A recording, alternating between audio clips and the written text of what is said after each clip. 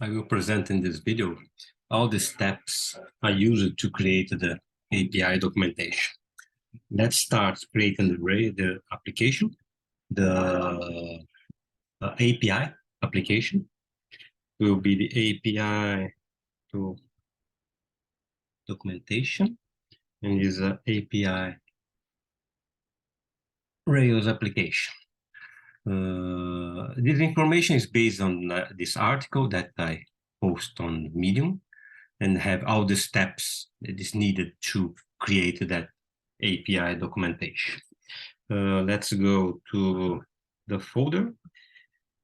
Then you created a folder called editor and create that two gems.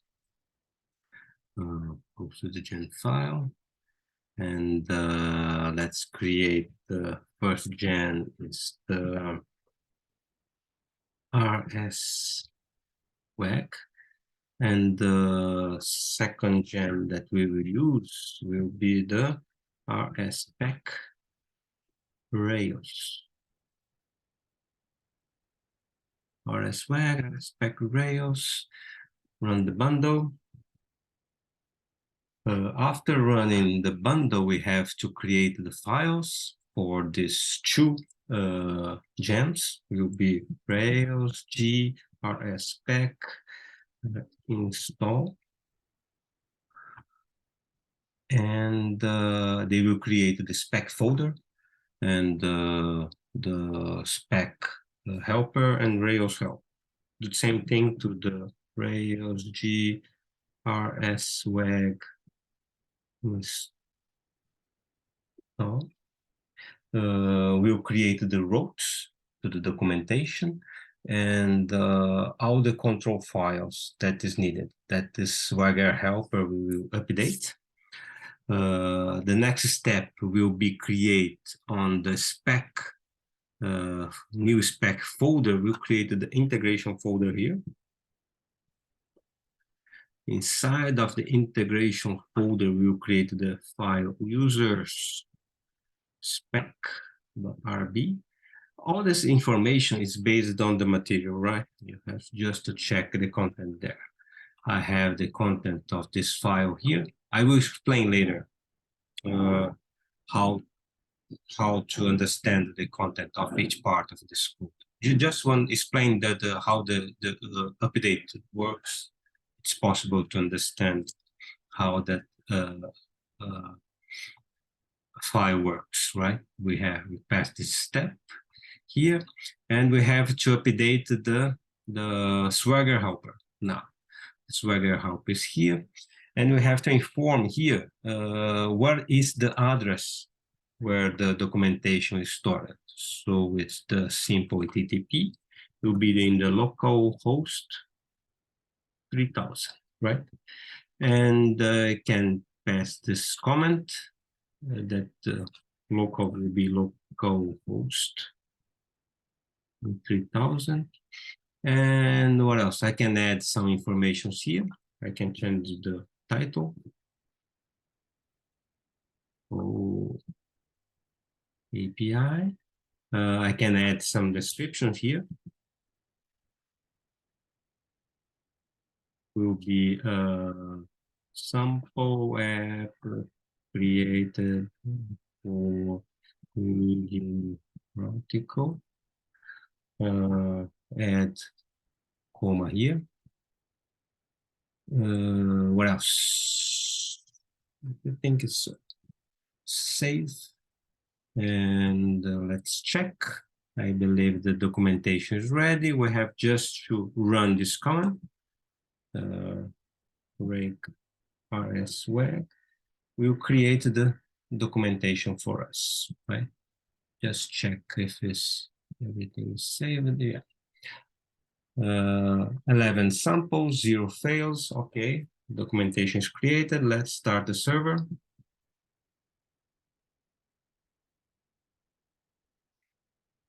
The documentation will be on the local host. Specifically on the path API docs. Open the API, documentation is here for all the endpoints that created on that file, right? Let's create now the API. I will stop the server. We'll do some changes before that. Now, according to documentation, I have to create the model, I think. Yeah, let's create the model user. Rails G model user. We'll have email, string, and description also string. After creating that model, we have to create the validation. Let's go to the app, model, user, and create the validation. Email, the presence is true, and we need unique also true. Okay, run the Rails migrate, create the table, and let's create the controller. Generate scaffold controller API / v1 / users will be API. We don't need the JBuilder, and the model name will be user, right? This command is in the material. Let's check. Yeah, Rails generate scaffold controller, API v1 user, no JBuilder, model name user. To create the scaffold, the controller, we need to do some small changes on this controller. Will be controller, API, user controller. We will have to do some changes here. The input of the information of the users to the table will come from the JSON, will be the body of the API. So let's, instead of using that user parameter, let's use the JSON parameter. Therefore, create and update. Same thing for the function. We don't need the last one. Let's change the documentation and copy the JSON parameter from here, on the documentation. I will explain now what is happening. Let's see if I have to change something else. Oh, I don't need that. I don't need this one. The point is the input of the information comes from the JSON, right? And I have to create that. This is the hello data. JSON payload also. The JSON payload we will create on the application controller. And this is the content of JSON payload. Basically, that what we have here is the following. When we create the user, let's use the documentation here. Where is the user spec? For instance, the updated user. The endpoint to update user is API v1 users, and I have to pass the ID, right? All the input parameters is in parameter. The first one is called ID, will be on the path here, will be an integer, and required is true. The second parameter that I have to inform and update comes from the body of the API. the name of the parameter is user, and I have to inform on the body email and description, right? That is why I created that JSON parameters that check just for email and descriptions are allowed parameters. So, okay, so I would receive the information on the JSON based on this function that we create on the application control, that will receive the information from the body, check if the information on the body has email and description, and select just the information of email description and pass return to the JSON params that will be used on update and on the create, right? Simple like that. The other information is always similar to this one. Let's show you what I am explaining. Pick another thing. For instance, the list users has no params, don't need any params of input. Create user, I have to inform the body, the email and descriptions on create. The output is a response. If the creation of the use returns okay, we'll return the code 201 and with this content as an output. ID, email, description, created that, updated that. The show returns the same thing. When the user is not found, return is 404.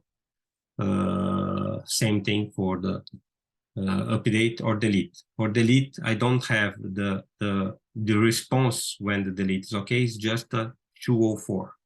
No data, right? Let's see the next step. Just that it's created. I have just to restart the server because I have stopped at the server before. Rails server. Return to the documentation. Let's just refresh once to use the last version. And to use the documentation, I have just opened. That is the content. And to check the content, I click and try it out. No parameters, just execute. And this is the response of the API call. It's an empty body because we don't have any user yet. Let's create a user. Click and try it out. Now we have to inform the parameter email and or description. Let's create just the passing the email. Documentation at api.com. Clicking execute. And the response is here. 201 code, the body, the information, this is ID 1, user was created, the email is that, description was not informed. I can check that same information on the show, here, show a user, pass in the ID of the user, try it out as in the others, pass in the ID that I know that is 1, execute. That is the information of the ID 1. Let's try to update this user. Same thing, try it out. Now I have to inform the path, the ID is 1, that comes on the path, and the content of the body. Let's use just the description now. Will be user responsible for updating the article.